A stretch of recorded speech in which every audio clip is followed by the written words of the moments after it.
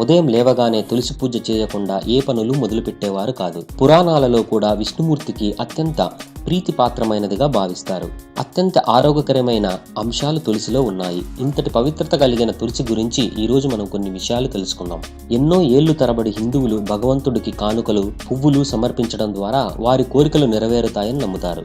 ఎంతో పవిత్రతను, ప్రాధాన్యతను సంతరించుకున్న తులసి నేడు ఔషధాల తయారీలో ఎక్కువగా ఉపయోగిస్తున్నారు. మారుతున్న కాలంతో పాటు దీనిలో ఉన్న ఔషధ గుణాలను సౌందర్య పోషణకు వాడుకుంటున్నారు.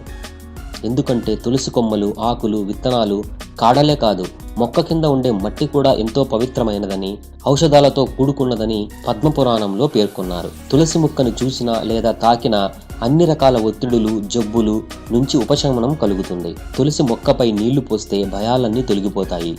ఎవరైనా తులసి మొక్కను నాటినా, నీళ్లు పోసినా వారు కృష్ణుడికి ప్రీతి పాత్రులవుతారని స్కంద పురాణం